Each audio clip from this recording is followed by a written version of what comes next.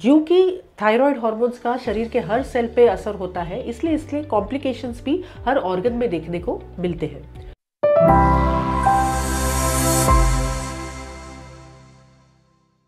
नमस्ते, मैं डॉक्टर मेघना पांडे, कंसल्टेंट फिजिशियन और इंटेंसिविस्ट। आज हम बात करेंगे थायराइड और उसके कारण होने वाले कॉम्प्लिकेशंस की। अब याद रहे, थायराइड एक ऐसा हार्मोन है जिसका असर शरीर के हर सेल पर होता है। अब थायराइड की 3 स्थितियां होती हैं। एक तो है यूथायराइड स्टेट, यानी जहाँ पे आपके थायराइड हार्मोन्स का लेवल नॉर्मल हो। फिर है हाइपोथायराइड स्टेट, यानी जहाँ पे आपके थायराइड हार्मोन्स का लेवल कम हो। और हाइपरथायराइड स्टेट, जिसमें आपके थायराइड हार्मोन्स का लेवल ज़रूरत से ज़्यादा होता है।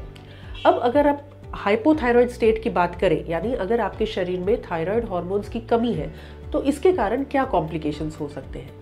सबसे कॉमन कॉम्प्लिकेशंस है हार्ट रिलेटेड या कार्डियोवैस्कुलर कॉम्प्लिकेशंस, क्योंकि जिन लोगों में थायराइड हार्मोन्स की कमी होती है उनमें ब्लड प्रेशर ज़्यादा सामान्य रूप में पाया जाता है, कोलेस्ट्रॉल लेवल ज़्यादा होते हैं, इसीलिए उनमें हार्ट अटैक आने की या अंजाइना यानी चेस्ट पेन होने के चांसेस बढ़ जाते हैं। दूसरा एक कॉमन कॉम्प्लिकेशन है जिसे हम गॉइटर कहते हैं। गॉइटर यानी जो अपने गले में थायराइड का जो ग्लैंड होता है वो साइज में बढ़ जाता है, तो इसके कारण कई बार लोगों को सांस लेने में दिक्कत होती है या वो ग्लैंड बड़ा ऑब्वियस सा नेक में दिखने लगता है। तीसरा कॉम्प्लिकेशन जो होता है वो प्रेगनेंसी से रिलेटेड है, यानी अगर गर्भावस्था में किसी को हाइपोथायराइडिज्म हो जाए यानी थायराइड हार्मोन्स की कमी हो, तो उसमें काफ़ी सारे कॉम्प्लिकेशंस होते हैं। एक तो बच्चे में भी थायराइड की कमी हो सकती है, इसलिए जब बच्चा पैदा होता है तो उसमें कुछ पैदाइशी डिफेक्ट्स हो सकते हैं या आगे चलकर उसके शारीरिक और मानसिक विकास में बाधा आ सकती है। फिर जो गर्भवती महिला है उसमें ब्लड प्रेशर बढ़ने के चांसेस ज़्यादा है, खून की कमी होने के चांसेस ज़्यादा है, प्री मैच्योर डिलीवरी होने के चांसेस बढ़ जाते हैं, लो बर्थ वेट बेबी या स्टिल बॉर्न बेबी होने के चांसेस भी बढ़ जाते हैं। अब इसके विपरीत है हाइपरथायराइड स्टेट। हाइपरथायराइड स्टेट यानी जहाँ पे थायराइड हार्मोन ज़रूरत से ज़्यादा हो। अब इसमें भी जो सबसे घातक या कॉमन कॉम्प्लिकेशंस होते हैं वो हार्ट रिलेटेड होते हैं। अब क्योंकि थायराइड हार्मोन्स शरीर में ज़्यादा है तो इसीलिए हार्ट पे लोड ज़्यादा होता है, हार्ट रेट ज़्यादा होता है। कई बार अरिथमियाज यानी एबनॉर्मल हार्ट रिदम्स होते हैं, जिसके कारण पेशेंट को कभी कभी छाती में एकदम से धड़धड़ महसूस हो सकती है, चक्कर आने लग सकती है या स्वेटिंग भी हो सकती है। दूसरा कार्डियोवैस्कुलर कॉम्प्लिकेशन है हार्ट फेलियर, क्योंकि हार्ट पर काफ़ी ज़्यादा लोड होता है जिसके साथ वो हार्ट कोप अप नहीं कर पाता।